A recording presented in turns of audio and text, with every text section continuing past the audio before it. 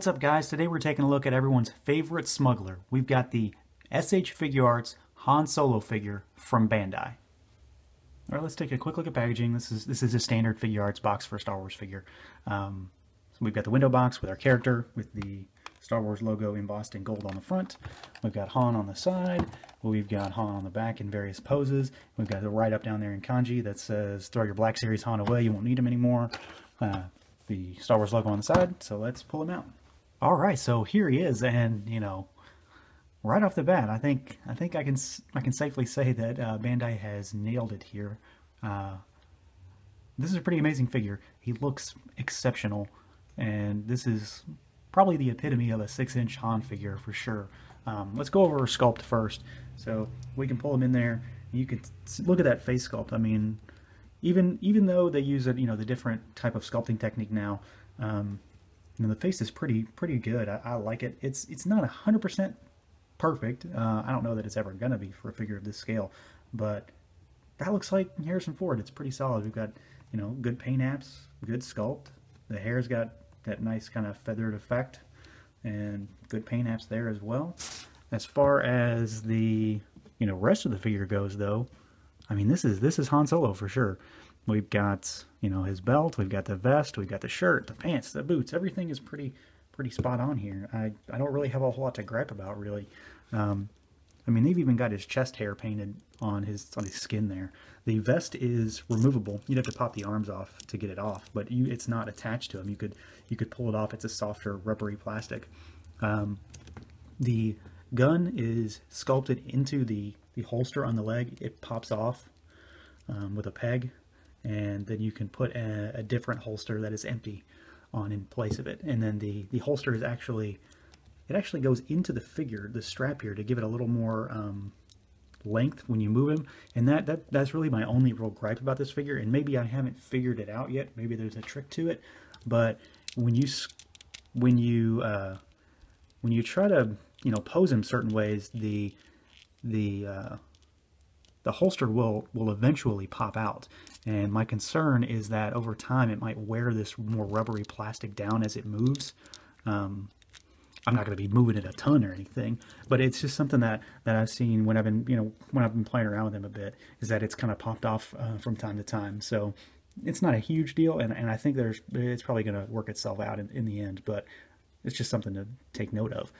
As far as articulation goes, it's pretty standard Figuarts stuff. Head goes all the way around, up and down. Arms go out about 90 perpendicular, full rotation. Standard kind of joint there for a Figuart. We've got a double jointed elbow with kind of a ball. We've got wrist with rotation, hinge, so it can go all over. We've got an upper torso and a lower torso crunch. Looks like a double ball, possibly. There is waist rotation. Legs go out pretty far. This leg's being hindered by the strap, but you can almost get him to do the splits. Legs go forward, pretty high kick, and then back. I mean, farther than you're ever going to need. We've got the ball jointed knees, and there's nothing at the boot level, which is pretty normal for a Figuart. We've got a hinge and a rocker swivel at the ankle. So he's not anything groundbreaking for a Figuart, but he's got it where it counts. All right, now as far as accessories goes, he's got kind of the standard Figuarts assortment for a Star Wars character. You can see I've got his gun in his hand, so he's got his blaster. I've got the other holster attached to the belt. And then here is the one that he comes with in the package, and you can see that it's just got a peg here at the bottom that it pops into the leg there. He comes with the 2 fist hands out of the box.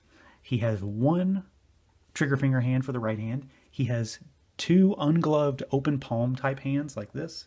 He's got the other one on his left hand, and then he has 2 gloved hands that are open palm style as well, that have the tan tops and the black palms. So pretty standard stuff. The gun is basically just black plastic. It does have a bit of silver on one side, but as far as that, there's nothing else to it. It's just It's just a black piece of plastic. Sculpt is nice on it. Looks good.